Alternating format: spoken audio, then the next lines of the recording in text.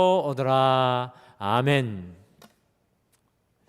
무려 2주에 걸쳐 마치 하늘에 구멍이 난 것처럼 비가 쏟아졌습니다. 그래서 이 팔당댐이 사흘째 수문을 개방하면서 한강 수위가 위험 수위까지 높아졌고요. 이 흙탕물로 변한 한강물이 무섭게 흘러가는 것을 보면서 사람들이 위협감을 가집니다. 안양천은, 우리 교회 가까이 있는 안양천은 거의 이 산책길까지 물에 잠겨서 사람의 통행이 통제되고 있습니다. 지난주에 대전에는 새벽 시간 한때 시간당 102mm의 폭우가 쏟아져서 가옥이 침수되고 차들이 물에 잠기게 되어서 급기야 우리 119 요원들이 보트를 타고 들어가서 사람들을 구해냈습니다. 물이라는 것은 참 묘한 것 같습니다. 물이 없으면 갈아여 죽을 것 같지만 물이 과하면 오히려 인간의 생명을 위협하는 자연재해가 되어버리고 맙니다. 요 근래에 수돗물에서 녹물이 나오고요, 악취가 나고 벌레가 발견되어서 우리가 마시는 수돗물이 안전하지 못하다는 이 수돗물 비상사태가 또 일어났습니다. 물이 정말 인간에게는 꼭 필요하지만 또 아무 물이나 다 마실 수 있는 것은 아닙니다. 제가 최근에 마셔본 물 중에 가장 맛있었던 물은 우리 성도님 이 중에 정유현 우리 한경숙 권사님께서 당신들의 자택인 이 청전지역 근처에서 길러낸 약수인데요, 거의 오염도가 제로에 가까운 청정 샘물로 머리끝에서 발끝까지 갈증을 씻어내는 샘물을 경험한 적이 있습니다. 오늘 말씀 속에 팔레스타인의 그 뜨거운 햇볕을 뚫고 걸어오신 예수님께서 우물 곁에 털썩 주저앉으셔서 매우 목마른 모습으로 그 우물 곁에 앉아 계십니다. 그래서 7절에 보시면 한 번도 만나보진 못한 사마리아의 수가라는 동네에서 물을 길러 온 여인에게 물을 좀 달라고 하시는 목마르신 예수님을 발견합니다. 목마르신 예수님.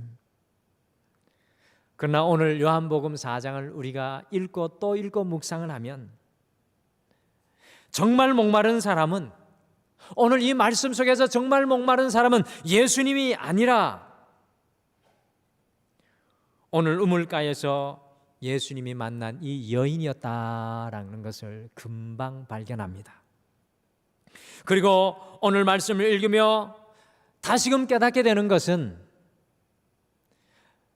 다른 누구가 아니라 우리 모두가, 오늘 이 자리에 예배드리고 있는 우리 모두가 목마른 인생의 주인공이라는 것입니다.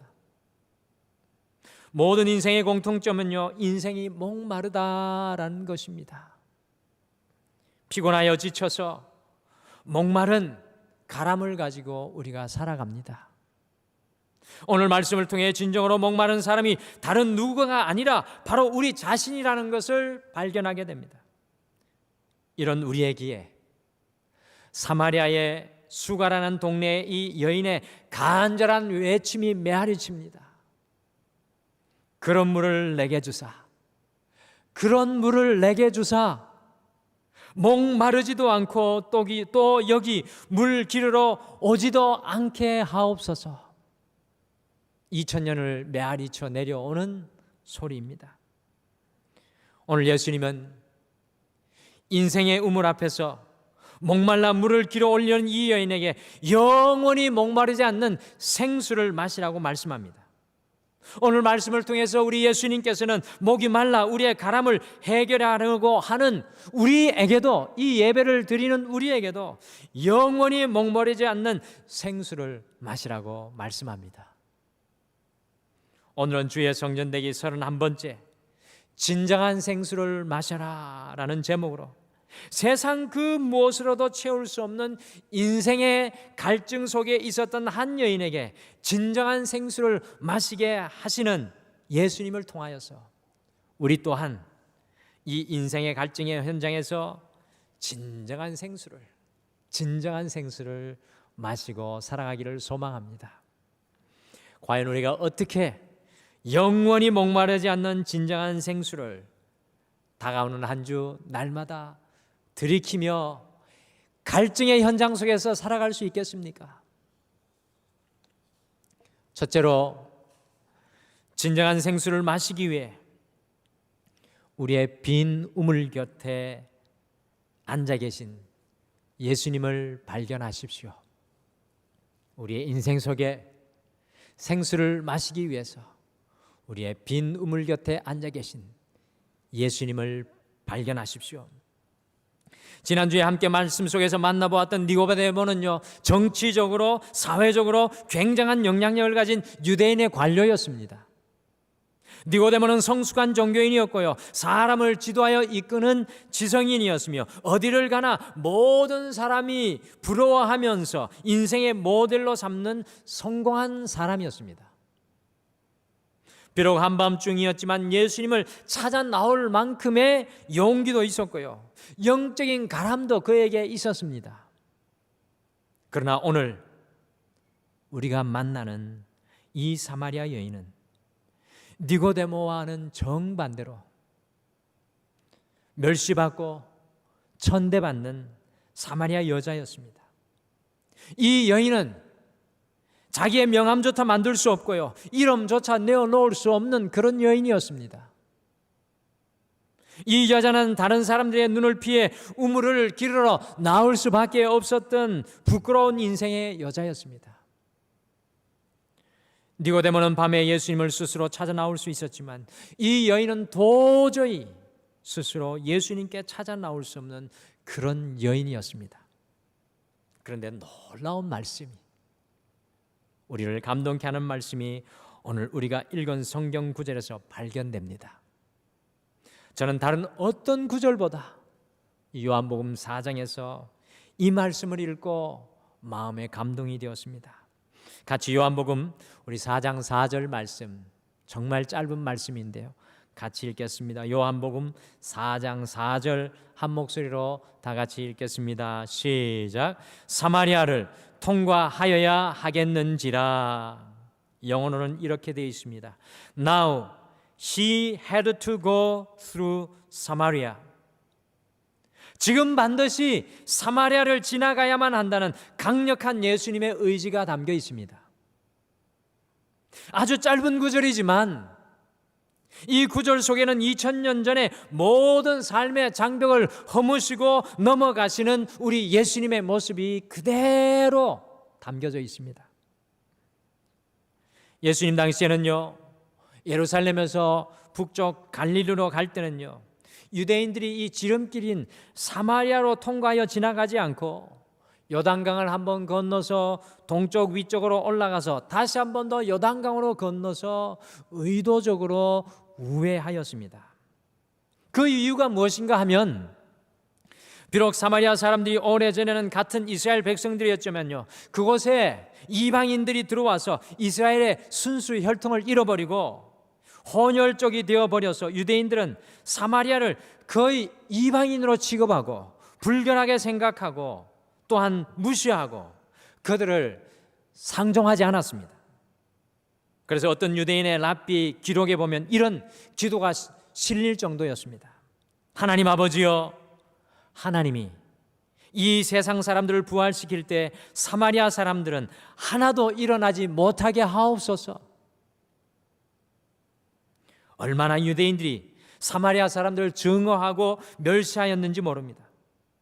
그런데 우리 예수님께서 had to go through, 반드시 사마리아로 지나가야만 한다는 강한 당신의 결단과 의지를 우리에게 말씀을 통해 보여주고 있습니다. 말씀 속에 마치 조각되어진 우리 주님의 마음이십니다. 왜 예수님께서는 그 높은 종교적인 벽을 넘으시고 그 깊은 미움과 증오의 갈등의 고를 넘어 오늘 굳이 사마리아로 통과해 가셔야만 했습니까?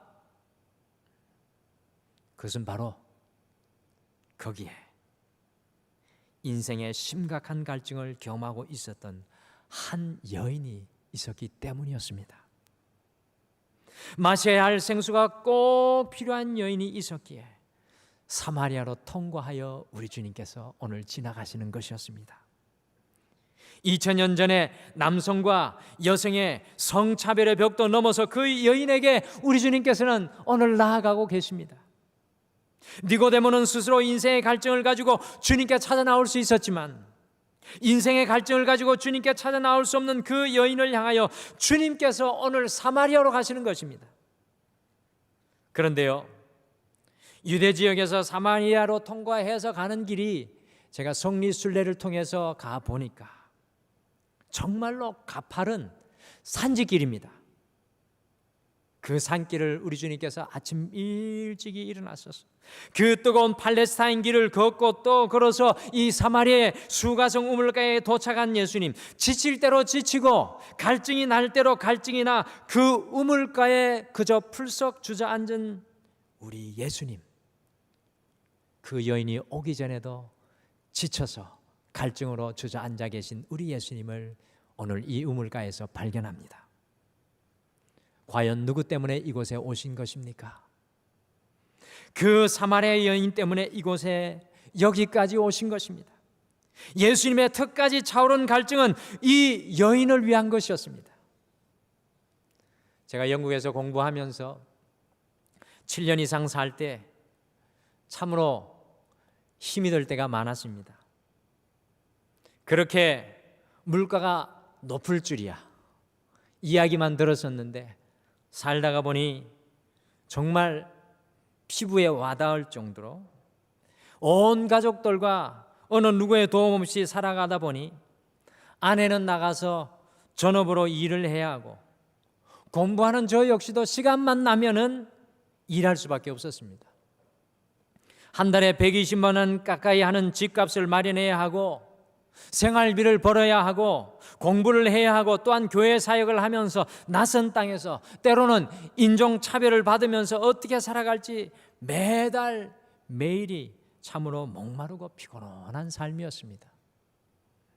어느 날 아내가 양로원에서 청소를 하면서 다리미질을 하다가 손을 대어서 한국에서는 일해보지 못한 손에 흉터 자국이 진하게 남게 되었을 때 도저히 공부도 생활도 앞길도 보이지 않을 때 기진맥진할 때가 있었습니다.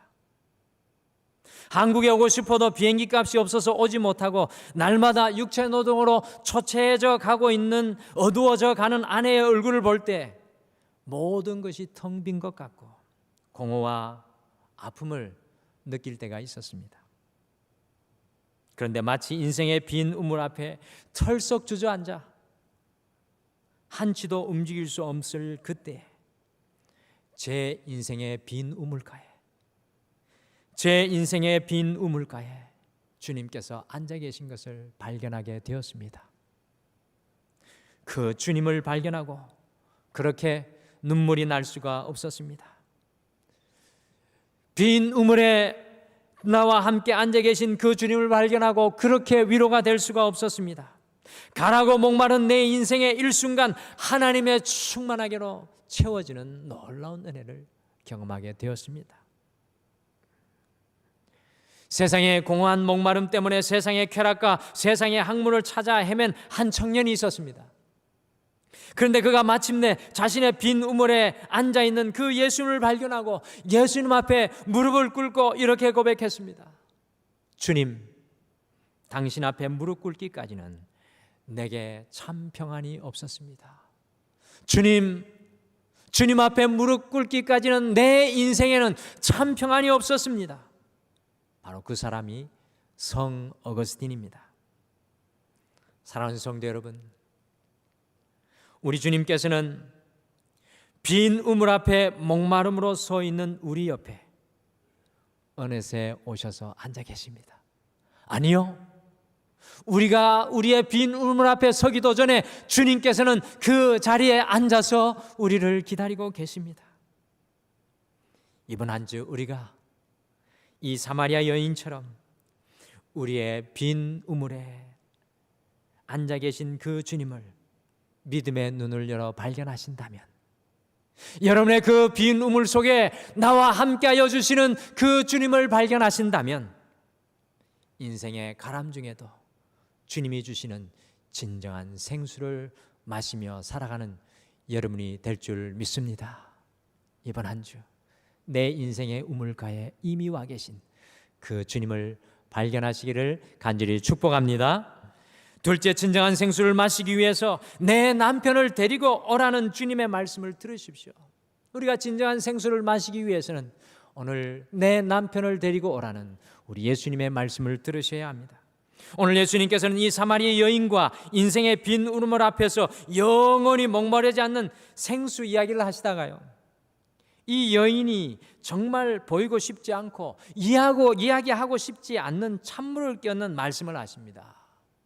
어떤 말씀을 하셨을까요? 같이 요한복음 4장 16절에서 18절 말씀 같이 읽겠습니다. 16절에서 18절 말씀 같이 읽겠습니다. 시작. 이르시되 가서 내 남편을 불러오라. 여자가 대답하여 이르되 나는 남편이 없나이다. 예수께서 이르시되 내가 남편이 없다는 말이 옳도다. 너에게 남편 5이 있었고 지금 있는 자도 내 남편이 아니니 내 말이 참되도다. 예수님께서 주시는 진정한 생수를 마시기 위해서는 그저 우리 옆에 앉아 계시는 그 예수님을 발견하는 것에서 멈춰서는 안 됩니다. 내 남편을 데리고 오라는 인생의 전곡을 찌르는 주님의 말씀이 우리에게 들려져야 합니다. 오늘 이 사마리아 여인의 삶의 모든 것은 예수님의 내 남편을 데리고 오라는 이 16절의 말씀에 다 녹아 있습니다. 이 사마리아 여인의 인생 전체가 오늘 16절 말씀 전체라는 것입니다. 내 남편을 데리고 오라. 사마리아 여인이 어떤 여인이었는지 여러 가지 해석들이 있습니다. 어떤 학자들은 이 여인이 남편 5에 그리고 결혼하지 않는 6번째 남자를 거느리고 살 정도로 문란한 여인이었다고, 사마리아 여인을 부정한 여인이고 쾌락에 취해 살아가는 여인으로 생각합니다. 또 어떤 학자들은 예전에 형사치수, 형이 죽으면 동생이 그 형의 아내를 취한다는 제도를 이야기하면서 자신의 남편이 죽어 그 남편의 동생들과 이 여인이 살아가는데 무려 5 남자들이 먼저 떠나가고 지금은 아예 결혼하지 않고 사는 남편 자와 먹은 이 기구한 인생의 여인이라고 생각합니다. 어떤 학자들은 이 여인은 합법적으로 고대 남성들에게 이혼을 당해서 더 이상 결혼을 하지 못하고 마지 못해 살아가는 불쌍한 여인으로 이야기를 합니다.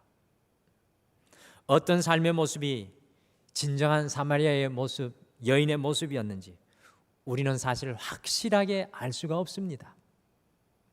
그러나 오늘 이 여인이 중요한 것은 한낮의 뜨거운 햇빛 아래 모든 사람들의 눈을 피하여서 아무도 없는 우물에 홀로 물을 기르러 나온 것을 볼 때 수가 동네에서 완전히 멸시와 천대받고 소외되어 살아가는 외롭고 힘들고 고통스러운 삶이라는 것을 우리는 아주 잘 알 수가 있습니다. 그런데 이 여인의 가장 아픈 부분인 내 남편을 데리고 오라고 우리 주님께서 말씀하시는 겁니다. 정말로 피하고 싶은 상처인데 이것만은 숨기고 싶은데 예수님께서는 그 남편을 데리고 오라는 것입니다. 이 여인이 무엇이라고 합니까? 남편이 없습니다. 여러분들 이 여인의 아픔을 들으실 수 있습니까? 남편이 없습니다. 일평생 5명의 남편의 그늘에 눌려 살아가다가 이제 결혼조차 할 수 없는 남자와 살아가니까 남편이 없는 것입니다. 오늘 예수님께서는 이 여인의 남편, 이 여인을 붙잡고 그렇게 놓지 못하고, 이 여인이 붙잡고 그렇게 놓지 못하고 살아가는 것이 무엇인지 보여주는 겁니다. 내 남편을 데려오라는 질문을 통해 네가 생수로 붙잡고 살았던 그것이 무엇인지 보라는 것입니다. 오늘 살아가는 우리에게도 예수님께서는 날마다 내 남편을 데리고 오라고 질문합니다. 우리가 붙잡고 살아가는 것, 우리가 생수라고 생각하며 살아가고 있는 것이 무엇인지 보라고 말씀하는 것입니다. 그러면서 우리가 붙잡은 그것이 진정한 생수가 아니라고 말씀합니다. 신앙은 날마다 우리가 붙잡고 있는 우리의 영적인 남편을 주님 앞에 데리고 와서 내 남편이 없습니다. 제가 붙잡은 이것, 제가 놓을 수 없는 이것이 나의 생수가 아닙니다. 오직 주님만이 나의 생수이십니다라는 그 고백을 우리 주님께서 기다리십니다. 사랑하는 성도 여러분, 이번 한 주 우리가 붙잡은 그 세상의 남편, 우리의 의지인 것 같고 힘 있는 것 같은 그렇게 놓을 수 없는 영적인 남편을 주님께 내려놓고 오직 주님만이 나의 생수이십니다. 주님만이 나의 갈증을 채우십니다. 주님께서 나의 영원한 솟아나는 샘문이십니다라고 고백할 수 있는 여러분과 제가 되기를 간절히 축복합니다. 이번 한 주 우리가 눌려 그렇게 놓지 못하는 영적인 남편이 무엇인지 발견하십시오. 마지막으로 진정한 생수를 마시기 위해 영과 진리로 예배하십시오. 오늘 사마리아 여인과 예수님의 대화는 물로 시작해서 남편으로, 그리고 마지막에는 예배로 끝이 납니다. 물과 남편과 예배의 이야기가 각기 다른 이야기가 같지만요, 이 모든 것이 영적인 생수에 관한 이야기입니다. 오늘 인생의 빈 우물가에 서 있었던 여인은요, 예수님께 생수의 소망을 듣고 내 남편을 데리고 오라는 그 말씀을 듣고 결국에는 예배에 대해서 질문을 던지고 있습니다. 오늘 남편 이야기 하다가 이 질문을 회피하는 이야기가 아닙니다. 본질에 대해 이야기하는 것입니다. 이 질문의 이면에는 주님, 나 예배하고 싶습니다. 주님, 나 예배하고 싶습니다라는 여인의 마음이 숨겨져 있습니다. 아까 광고 영상 때 성도님들의 이름에 이 빈 의자에 붙여져 있는 것을 보며 사실은 저는 마음에 너무나도 감동을 받았습니다. 주님, 예배하고 싶습니다라는 성도님들의 음성이 마치 제 귀에 들리는 것과 같았습니다. 그렇습니다. 예배는 인생의 생수를 마시는 시간입니다. 찰스 스윈들 목사님의 보통의 삶을 뛰어넘어서라는 책에 이런 이야기 한 토막이 나옵니다. 어떤 사람이 사막을 여행하다가 길을 잃어버리고 가진 음식도 물도 다 떨어져서 목숨이 경각에 달려있을 때 방황하다가 오아시스 하나를 발견하였는데 그 오아시스의 물은 다 말라 있었습니다. 그런데 언제 사용했는지 모를 녹슨 펌프 하나와 거기 손잡이에 이런 표지판이 붙어 있었습니다. 옆에 바위 틈에 항아리에 있는 물을 모두 붓고 펌프질을 하십시오. 물이 나올 것입니다. 모두 부으십시오. 조금이라도 모자라면 펌프는 작동하지 않을 수 있습니다. 그리고 다음 사람을 위해 항아리에 꼭 물을 채워 넣는 것을 잊지 마십시오. 나그네가 옆에 보니까 정말 바위 틈에 물이 가득한 항아리가 하나 있었습니다. 그런데 나그네가요, 그 녹슨 펌프를 보니까 아무래도 작동하지 않을 것 같이 고민이 되었습니다. 저 항아리에 물을 몽땅 붓고 펌프질을 하는데 물이 나오지를 않으면 큰일이 아닌가? 그렇다면 생명과 같은 저 항아리의 물을 다 낭비할 것이 아닌가? 저 물을 먹어야 되는 것은 아닐까? 그 물을 마시면 당장 살 수는 있지만 길게 가지 못할 거야. 이 고민을 이 사람이 거듭하게 되었습니다. 그런 끝에 녹슨 펌프에 그 항아리에 있는 물을 다 붓고 펌프질을 하는데 처음에는 뻑뻑거리면서 물이 다 사라지는 것 같았습니다. 물이 다 아래로 사라져버리는 것 같았습니다. 그런데 그 마중물이 마침내 지하수를 끌고 와서 시원한 물이 펑펑 쏟아져 나와 물을 실컷 마시고요, 물주머니에 물을 가득 채우고 그 항아리에 물을 채우고 표지판에 이렇게 적고 떠났습니다. 믿으십시오. 이 펌프는 진짜 작동합니다. 우리가 무언가를 얻으려면 전부를 부어야 합니다. 절반만 붓고 절반만 마시면 안 됩니다. 예배는 신령과 진정으로 우리의 전부를 예수님께 매 주일마다 우리의 인생을 쏟아 부어 놓는 것입니다. 하나님께서는 인생들이 사는 사망 한 군데인 이곳 목동, 등촌동, 염창동 한복판에 생수를 뿜어낼 수 있는 46년 된 녹슨 펌프인 등마루교회를 세워 놓으셨습니다. 겉보기에는 별일이 없어 보이고요, 온전한 구석이 없어 보입니다. 사람이 모여 서로가 상처를 주기도 하고 상처를 받기도 하는 것 같습니다. 과연 이 녹슨 펌프와 같은 이 교회를 통해 생수가 터져 나올까 걱정하고 염려하고 의심할 때가 있습니다. 그러나 우리가 신령과 진정을 다해 이 등마루에 함께 예배의 펌프질을 할 때 놀라운 생수가 우리의 인생의 사막의 한가운데 흘러 넘쳐나게 될 줄 믿습니다. 사랑하는 성도 여러분, 이 녹슨 펌프와 같은 등마루에서 우리 모두가 함께 예배할 때 하나님의 생수가 우리의 인생에서 날마다 풍성하게 부어질 줄 믿습니다.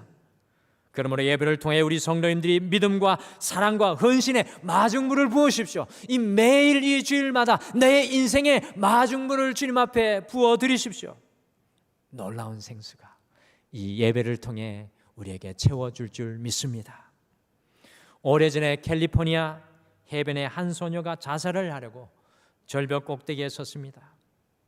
어려서 교회에도 다녔던 신앙이었지만 세상에 끌려 이리저리 방황을 하다가 온몸에는 마약 주사 바늘 흔적이 가득한 채 모든 희망을 잃고 이제 죽음 밖에는 자기가 갈 길이 없다고 생각하고 절벽 위에 마지막 결단을 하기 위해 섰습니다.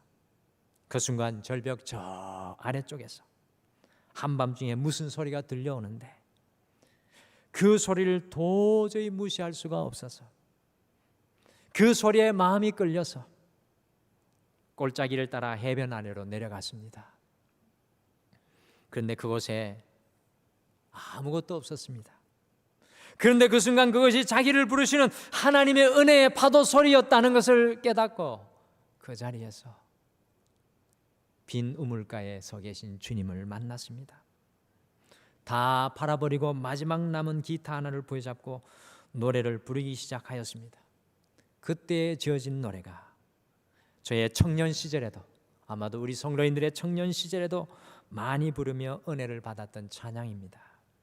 바로 물가로 나오라는 찬양입니다. 오늘 이 말씀을 마치며 이 물가로 나오라,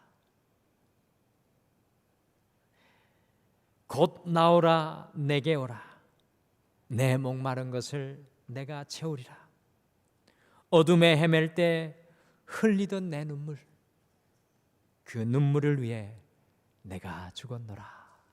우리 물가로 나오라는 찬양 우리 같이 고백하시고 오늘 말씀 생각하시며 잠깐 함께 기도하시겠습니다.